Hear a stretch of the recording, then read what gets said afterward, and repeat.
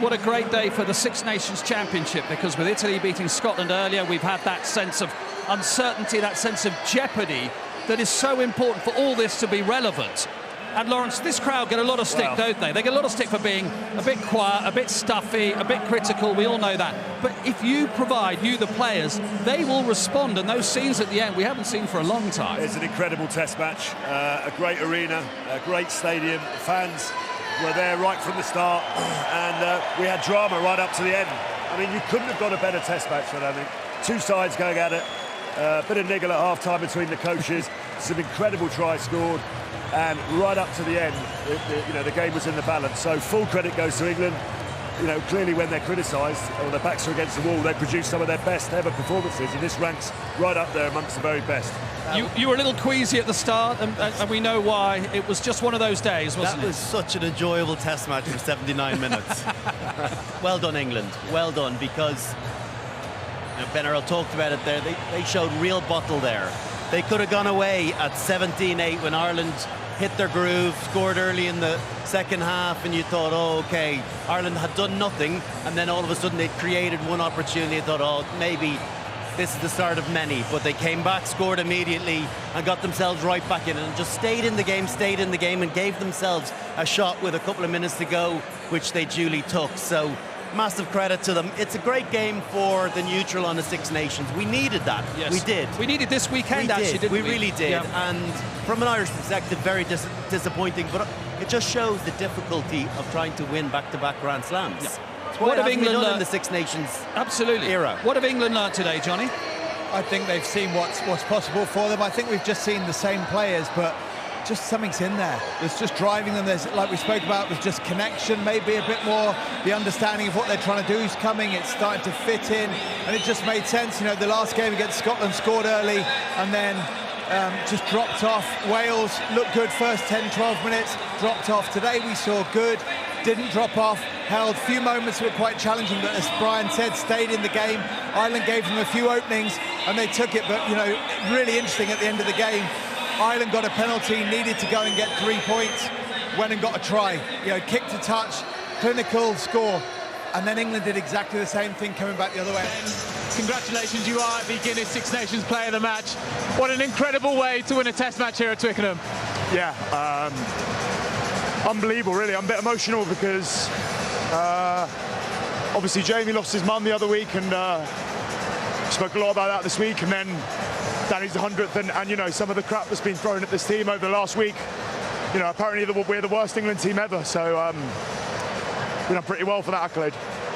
I mean, you channel those emotions in different ways, but let's take it to that last minute. At what point did you sense that the win was on and that Marcus had dropped into the pocket to kick that goal? We knew from the beginning of the game, if we played our best stuff, we'd have a chance, and everything came together today. We're very fortunate. Amazing stadium, amazing fans, amazing teammates. Yeah, just so pleased. And England have threatened over the course of this tournament that they were building something. We saw signs of the attack in the first half, defensive resolve. Was that more of the performance that you've known that this group was capable of?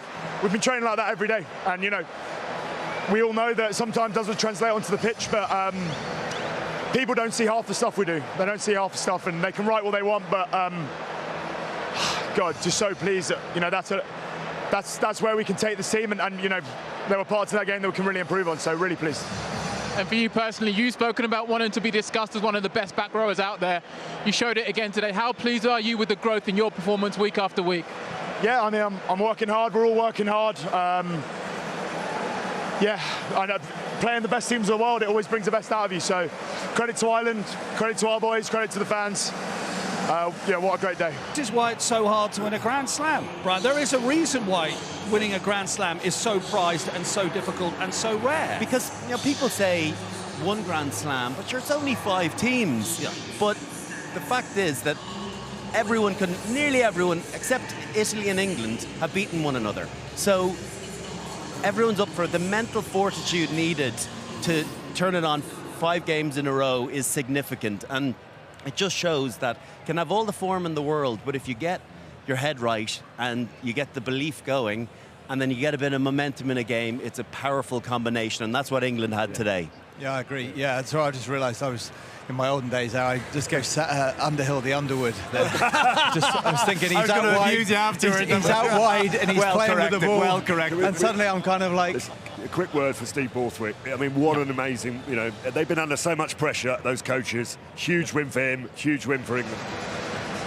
Peter, a deflating way to lose a test match at the end. What are your initial thoughts about how the game played out? Look, I think credit England. I thought they played really well.